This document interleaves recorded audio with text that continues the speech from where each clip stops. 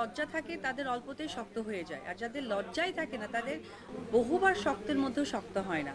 আমি চাই না পারিপার্শ্বিক যে কাদা ছোড়াছুড়িগুলো হচ্ছে এগুলো বাচ্চাদের উপর ইফেক্ট আসুক। দেখ না, আমি ভক্তদেরকে বলবো আসলে মনক্ষুণ্ণ হয়েছে, 100% রাইট আছে তাদের, কারণ জয়কে অনেক ভালোবাসে।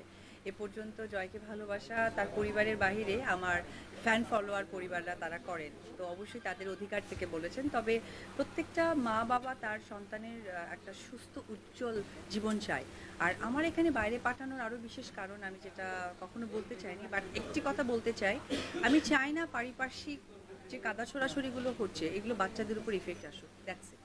দিদি, এই যে প্রতিবারই কিছুদিন পর পর দেখি যে বিশ্বাসকে কেন্দ্র করে সোশ্যাল মিডিয়ায় একটা গ্রুপ হোক, এই যে কাদা ছড়ি বিষয়টা একে টেনে ওকে টেনে আপনার নাম জড়িয়ে তারপর সেটাকে জিনিসটাকে ছড়িয়ে দেয় চারিপাশে, এই বিষয়টা নিয়ে কি বলবেন? আসলে সবসময় দেখি আপনাকে শক্ত অবস্থানে দাঁড়াতে। আসলে এইটা প্রথমতই বলবো যে আমি ধন্যবাদ জানাতে চাই যে আমাদের 70s নায়িকা থেকে টিল আমি যে পর্যন্ত কাজ করেছি একদম প্রপার ফুল ফেসে, তো এই পর্যন্ত আপনারা আমার মনে হয় সাংবাদিক কর্মীরা কখনোই কিন্তু দেখেননি।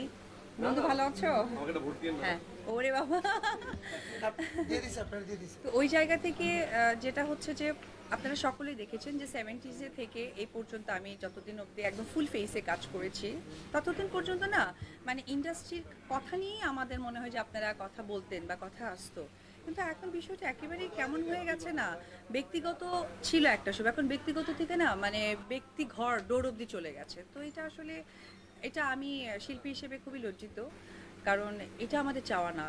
কারণ দর্শকরা আমাদের কাছ থেকে ভালো কিছু শিখবে, ভালো কিছু জানবে, এটাই আমাদের কিন্তু দেখানো। কিন্তু প্রতিবারই দেখি যে এই বিষয়গুলো নিয়ে একটা কাদা ছোড়াছুড়ি হয়, সেক্ষেত্রে আপনি হয়তো শক্তের অবস্থা সোশ্যাল মিডিয়ায় স্ট্যাটাস দিয়ে হোক বা সংবাদ সম্মেলনের মাধ্যমে কথা বলে হোক, তুমি কিন্তু শক্ত কোনো অবস্থান দেখি না, যে বারবারই এইগুলো যে রিপিট হচ্ছে সেটার প্রতিকারের জন্য শক্ত কোনো অবস্থান নেওয়া যায় কি? ভাইয়া দেখে